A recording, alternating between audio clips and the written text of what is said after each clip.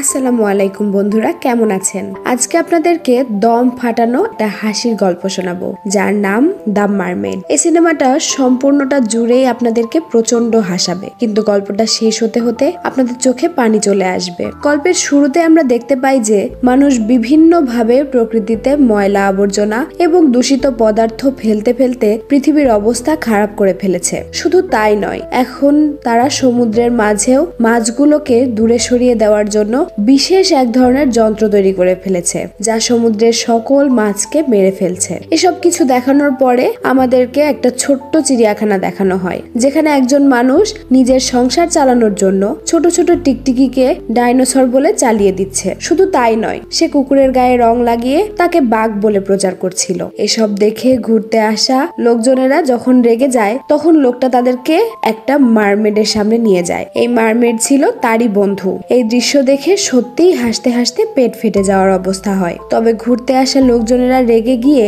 তাদেরকে মারতে মারতে চিড়িয়াখানা থেকে বের করে দেয়। এরপর আমরা দেখতে পাই একটা নিলামের অনুষ্ঠান চলছে, যেখানে শত শত লোকের মধ্যে চীনের দুটি প্রত্যন্ত দ্বীপ বিক্রি করার জন্য নিলাম হচ্ছে। প্রায় 300 কোটি টাকা দিয়ে দ্বীপ দুটি কিনে নেয় লিও নামের এক ধনী ব্যবসায়ী। রাতের বেলা শত শত সিকিউরিটি গার্ড নিয়ে লিও তার বাংলোতে ফিরে আসে। সেখানে তার সাথে মিটিং করার জন্য আসে তার আঙ্কেল, বন্ধু জনি এবং একজন রিয়েল এস্টেট কোম্পানির মালিক লিলি। তারা আলোচনা করতে থাকে দ্বীপগুলোতে কি করা যায়। জনি, যে একজন বিজ্ঞানী, বারবার লিওকে দোষারোপ করতে থাকে। তার মতে লিও টাকা নষ্ট করেছে, কারণ ওই দ্বীপগুলোতে কিছুই করা সম্ভব নয়। জনি নিজের জন্য একটা জেট প্যাক তৈরি করেছিল, কিন্তু সেটা একদমই কাজ করছিল না। তবে শেষ পর্যন্ত তারা সিদ্ধান্ত নেয় যে দ্বীপ দুটিতে বিশাল দুটি ওয়াটার পার্ক তৈরি করবে। ডিল ফাইনাল হওয়ার পর লিও যখন পার্টি করছিল, তখন লিলি সেখানে আসে এবং লিওর এই ওয়াটার পার্ক প্রকল্পে 50% টাকা বিনিয়োগ করে। লিলি লিওর সাথে ভালো সম্পর্ক গড়ে তুলে তাকে পটিয়ে তার টাকা পয়সা হাতিয়ে নেওয়ার পরিকল্পনা করে। ঠিক তখনই অদ্ভুত মেকআপ করা একটি মেয়ে সেখানে হাজির হয়। সে চিৎকার করে লিওকে বলতে থাকে, আমি তোমাকে ভালোবাসি। লিওর গার্ডরা তাকে বের করে দিতে গেলে লিও তাকে থামিয়ে জিজ্ঞাসা করে, তুমি এখানে কেন এসেছো? মেয়েটি বলে, আমি তোমাকে খুব ভালোবাসি, প্লিজ আমার ফোন নাম্বারটা রেখে দাও এবং সময় পেলে আমাকে ফোন করো। কথাগুলো বলে মেয়েটি চলে যাচ্ছিল, কিন্তু তখনই লিও খেয়াল করে যে সে অদ্ভুত ভাবে হাঁটাচলা করছে। সে ভাবতে থাকে মেয়েটা হয়তো পাগল হয়ে গেছে। এরপর আমরা দেখতে পাই যে মেয়েটি স্থানীয় বাজারে গিয়ে অনেকগুলো গ্রিল চিকেন কেনে। তারপর একটা পরিত্যক্ত দ্বীপে চলে যায়। সেখানে একটা ভাঙাচোরা ঘরের মধ্যে থাকা একটি পুরনো জাহাজের ভিতরে ঢুকে যায়। সেখানে সে বাথটাবে থাকা একটি অসুস্থ শিশুকে ওষুধ দেয়। তখনই জানা যায় এই শিশুটি আসলে সত্যিকারের মারমেড। ঠিক তখনই সেখানে একজন লোক চিৎকার করে বলতে থাকে, তাহলে আজ তুমি কি করে এলে? আমরা ওকে কবে মারতে পারবো? ওকে যদি আমরা না মারি তাহলে আমরা ধ্বংস হয়ে যাব। অন্যদিকে লিও আবারও একটা মিটিং এ বসে। তারা সিদ্ধান্ত নেয় ওয়াটার পার্ক বানানোর জন্য দ্বীপের আশেপাশের সব জীবজন্তু ও মাছ দূরে সরিয়ে দিতে হবে। এজন্য তারা সোনার নামের একটা যন্ত্রের স্থাপন করে, যা সমুদ্রের আশেপাশের সব প্রাণীকে দূরে সরিয়ে দেবে। এই সোনারের কার্যকারিতা পরীক্ষা করার জন্য তারা একটি ছোট্ট অ্যাকুরিয়ামের ভেতরে সোনার চালু করে। ফলে অ্যাকুরিয়ামের মাছটি মুহূর্তের মধ্যে ছিন্ন ভিন্ন হয়ে মারা যায়। এসব দেখে একজন বিজ্ঞানী লিওকে সতর্ক করে, আমরা ওই এলাকা থেকে ডলফিন, হাঙর সরিয়ে দিতে পারবো ঠিকই, কিন্তু আমরা নতুন এক ধরনের সিগন্যাল পেয়েছি, যা আমাদের চেনা পরিচিত কোনো প্রাণীর নয়। এটা আসলে মারমেডের সিগন্যাল। অন্যদিকে লিওর সাথে দেখা করতে আসা অদ্ভুত মেয়েটিও ছিল একজন জলপরী। আজকে সেই মারমেডরা নিজেদের মতো সাঁতার কাটতে কাটতে তাদের সব থেকে বয়স্ক এক বৃদ্ধার কাছে যায়। তিনি তাদের বলেন, কোটি কোটি বছর আগে মানুষ এবং মারমেড একই প্রজাতির ছিল। আমাদের পূর্বপুরুষেরা সমুদ্র থেকে উঠে এসে স্থলে বসবাস করতে শুরু করেছিল, আর কিছু অংশ চলে যায় সমুদ্রে। তাদের মাঝে থেকে বিবর্তিত হতে হতে স্থলের জন্তুগুলো হয়ে যায় মানুষ, আর সমুদ্রে থাকা জন্তুগুলো হয়ে যায় মারমেড। এককালে মানুষ এবং মারমেড একসাথে সুখে শান্তিতে বসবাস করত, কিন্তু ধীরে ধীরে মানুষেরা মারমেডের থেকে দ্রুত জ্ঞান, বুদ্ধি ও বিজ্ঞানে উন্নতি করতে থাকে। ফলে তারা ধীরে ধীরে পরিবেশ দূষিত করে ফেলে। তাই মারমেডরা চাইলেও মানুষের সাথে বসবাস করতে পারে না। ফলস্বরূপ মারমেডরা মানুষদের কাছ থেকে অনেক দূরে সমুদ্রের কোনো অচেনা জায়গায় গিয়ে নিজেদের আবাসস্থল গড়ে তোলে।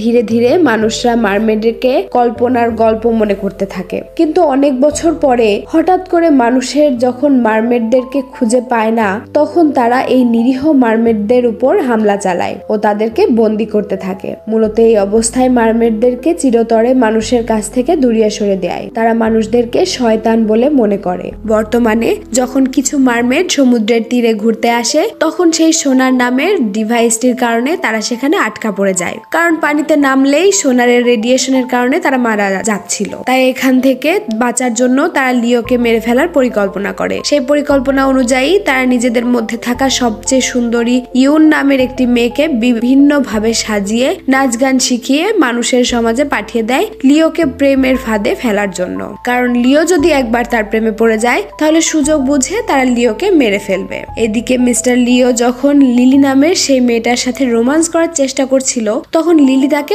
অপমান করে বলে, তোমার সব ঠিক আছে, কিন্তু তুমি কখনো আমার মতো হতে পারবে না। তোমার আর আমার মধ্যে বিশাল পার্থক্য রয়েছে, কারণ আমি জন্মগত ভাবেই ধনী, আর তুমি রাস্তার ফকির থেকে আজকের এই অবস্থায় এসেছো। সুতরাং মনে রেখো, একজন ভিখারিকে লাখ লাখ কোটি কোটি টাকা দিলেও তার পরিচয় ভিখারি থেকে যায়। এই কথা শুনে লিও প্রচন্ড কষ্ট পায়। তাই সে সোজা ইউনকে ফোন করে বলে, তুমি জলদি তৈরি হয়ে যাও, আমি 10 মিনিটের মধ্যে তোমাকে নিতে আসবো। কথাটা শুনে মারমেডরা সবাই প্রচন্ড খুশি হয়ে যায়। সাথে সাথে তারা সবাই প্রস্তুত হয়ে যায় লিওকে মেরে ফেলার জন্য। তারা নিজেদের মতো করে সব অস্ত্র ও যন্ত্রপাতি নিয়ে সেই ভাঙাচোরা ঘরটিতে গিয়ে অপেক্ষা করতে থাকে। কিন্তু দরজা খুলে দেখে লিও আসেনি, বরং লিও তার সিকিউরিটি গার্ডদের পাঠিয়েছে ইউনকে নিয়ে যাওয়ার জন্য। বেচারা ইউন বাধ্য হয়ে তাদের সাথে যেতে থাকে, কিন্তু তার কাছে লিওকে মারার জন্য কোনো অস্ত্র ছিল না। তাই তাদের সাথে থাকা একটি অক্টোপাস দ্রুত ইউনের কাছে গিয়ে তাকে অস্ত্র সহ একটি ব্যাগ দিয়ে দেয়। কিন্তু সেখানে থাকা সিকিউরিটি গার্ডরা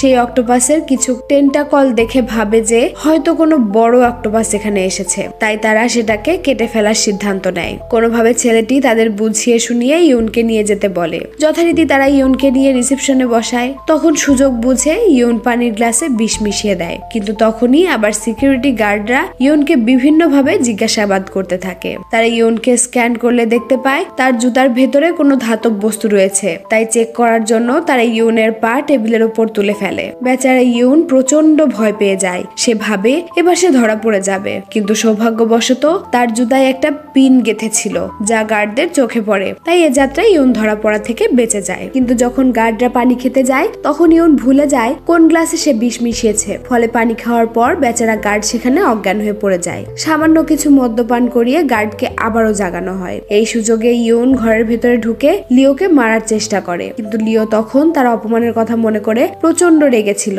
সে তার কর্মচারীদের ওপর প্রচন্ড রাগারাগি করছিল, জিনিসপত্র এদিক ওদিক ছুড়ে মারছিল। ফলে কোনোভাবেই ইউন লিওকে মারতে পারছিল না। এমনকি সে মারতে গিয়ে নিজের অস্ত্রের আঘাতে নিজেই আহত হয়ে যাচ্ছিল। এসব দেখে ইউন প্রচন্ড রেগে যায় এবং ছুরি দিয়ে লিওর ওপর আঘাত করতে যায়, কিন্তু লিও তখন ডান্স করছিল, তাই সে বেঁচে যায়। পুনরায় ইউন গলফ খেলার স্টিক দিয়ে লিওকে মারতে যায়, কিন্তু লিও তখন গলফ খেলছিল বলে স্টিক দিয়ে ইউনকে ফেলে দেয়। এরপর শেষমেশ লিও ইউনের সাথে দেখা করে, কিন্তু সে নিজের কাজে এতটাই ব্যস্ত ছিল যে ইউনের কথা ভুলেই গিয়েছিল। তাই সে ইউনকে কয়েক লাখ টাকা দিয়ে বিদায় নিতে বলে, কিন্তু মেয়েটি কোনোভাবেই সেখান থেকে যেতে চাইছিল না। সে বারবার বলতে থাকে, আমি তোমাকে ভালোবাসি, আমি টাকা দিয়ে কি করব, চল আমরা বাইরে কোথাও খেতে যাই। এসব কথা শুনে লিও প্রচন্ড রেগে যায়, কিন্তু মেয়েটির সারল্য ও নিষ্পাপ কথাবার্তা শুনে সে শেষমেশ তাকে নিয়ে বাইরে চলে যায়। কিন্তু ইউন তাকে নিয়ে সোজা রাস্তার পাশের এক সাধারণ দোকানে গিয়ে বসে পড়ে। লিওর এই জায়গা একদমই পছন্দ হয়নি, তাই সে কোনো রকমে ইউনকে ফেলে পালিয়ে আসার চেষ্টা করে। কিন্তু বেচারা ইউন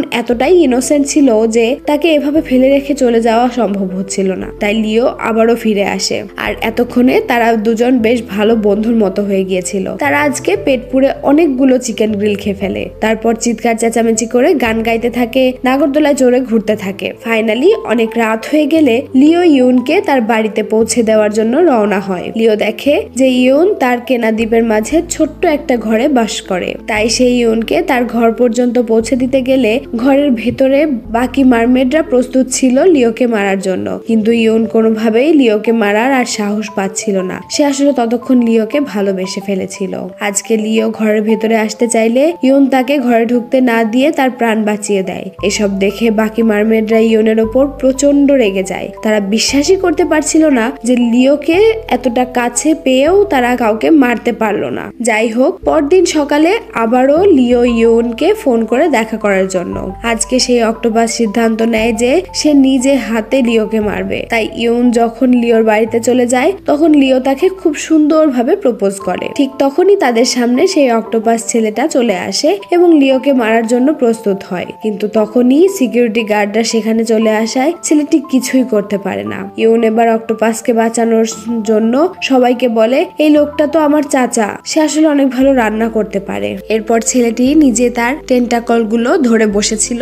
সবাই ভাবছিল আজকে হয়তো এই ছেলেটি লিওকে অক্টোপাস রান্না করে খাওয়াবে, তাই তাকে সাহায্য করার জন্য সেখানে আরো দুজন রাঁধুনি চলে আসে। তারা সবাই মিলে জ্যান্থো নামের ছেলেটার প্রতিটি টেন্টাকল ধরে, কেউ কাটতে লাগলো, কেউ মশলা মাখাতে লাগলো। অক্টোপাস ছেলেটা এমন অবস্থায় পড়ে যায়, সে না কিছু করতে পারছিল না সহ্য করতে পারছিল। পরিস্থিতি এতটাই খারাপ হয়ে যায় যে ছেলেটি সেখানে বমি করে দিয়ে দ্রুত জানালা দিয়ে লাফিয়ে চলে যায়। এমন পরিস্থিতি শান্ত করার জন্য বলে, আমার চাচা আসলে শুধু রাঁধুনি নয়, তিনি একজন বীর পুরুষও। উনি এমন অদ্ভুত অনেক রকমের খেলা দেখাতে পারেন। যাই হোক, এখন লিও ইউনকে আংটি পরিয়ে তাকে বিয়ের প্রস্তাব দেয়, কিন্তু ইউন তাকে বোঝাতে থাকে এটা কোনোভাবেই সম্ভব না, তুমি অনেক ধনী মানুষ আর আমি এক সাধারণ ঘরের মেয়ে, আমাদের সম্পর্ক কেউ মেনে নেবে না। কিন্তু লিও কিছুতেই তার কথা শুনছিল না। তার একটাই কথা, তুমি তো আমাকে ভালোবাসো বলেছিলে, আর এখন আমি তোমাকে ভালোবেসে ফেলেছি, তাহলে সমস্যাটা কোথায়? এমন কথাবার্তার মধ্যে হঠাৎ সেখানে লিলি চলে আসে। তাকে দেখে লজ্জায় ইউন ঘর থেকে বেরিয়ে পড়ে।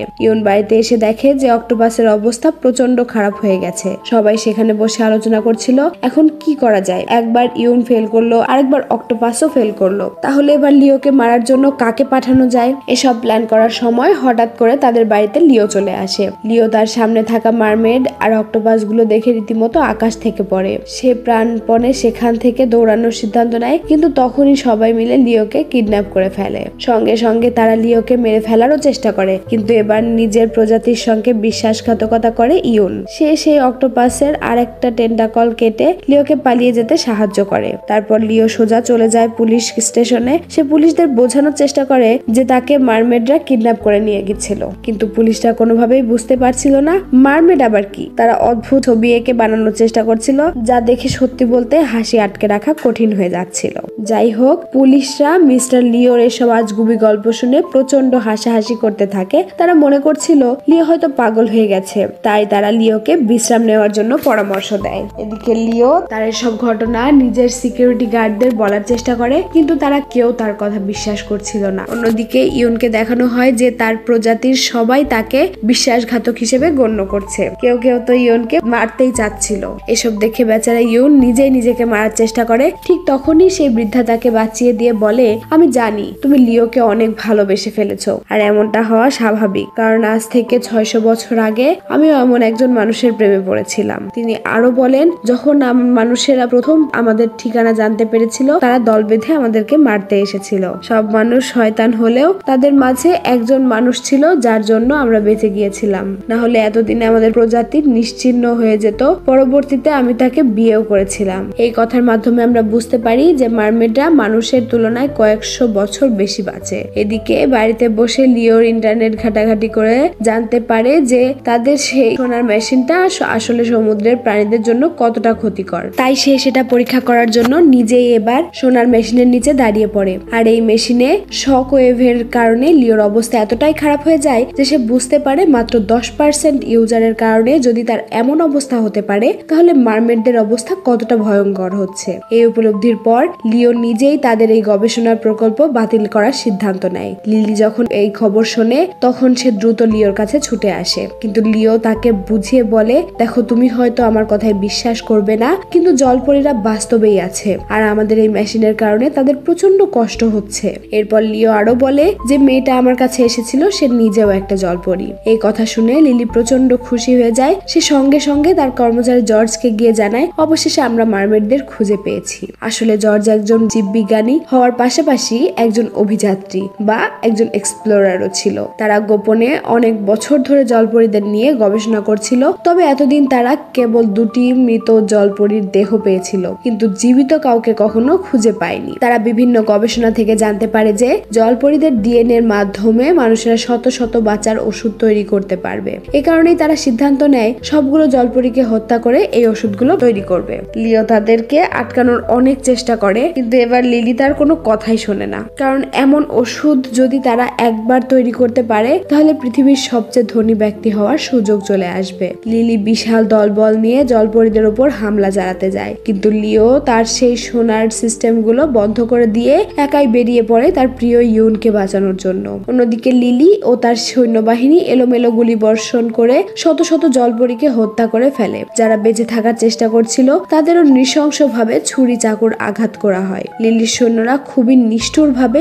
ইউনকেও ধরে ফেলে। তাদের অস্ত্রের আঘাতে ইউন ভয়ঙ্কর আহত হয়ে যায়। তবে এখানে তাদের মাঝে থাকা এক বৃদ্ধা মহিলা তার সুপার পাওয়ার দিয়ে সমুদ্রের সকল পানি নিয়ন্ত্রণ করা শুরু করে। সে একের পর এক সৈন্যকে হত্যা করলেও এক পর্যায়ে জর্জের গুলিতে সে মারা যায়। ইউন ও তার বন্ধুরা যখন জানতে পারে যে সোনার বন্ধ হয়ে গেছে, তখন তারা দ্রুত সমুদ্রের মাঝে পালিয়ে যাওয়ার চেষ্টা করে, কিন্তু জর্জ হারপুন দিয়ে ইউনকে আটকে ফেলে। শুধু তাই নয়, লিলি হেলিকপ্টার নিয়ে চলে আসে ইউনকে মারার জন্য।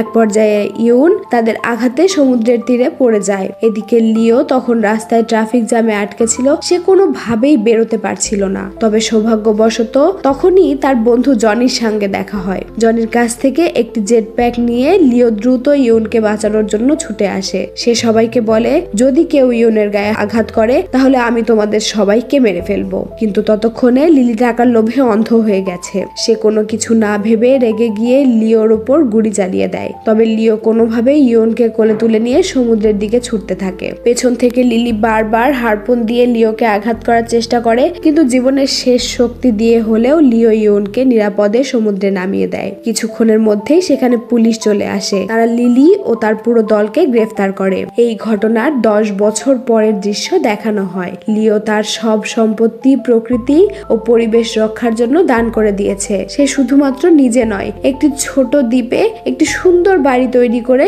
ইউনের সঙ্গে বসবাস করছে। এই ঘটনার মাধ্যমে আজকের এই অসাধারণ গল্পটি শেষ হয়। তো বন্ধুরা, কেমন লাগলো আপনাদের গল্পটা কমেন্টে জানাবেন। আজকের মতো এখানেই বিদায় নিচ্ছি। আল্লাহ হাফেজ।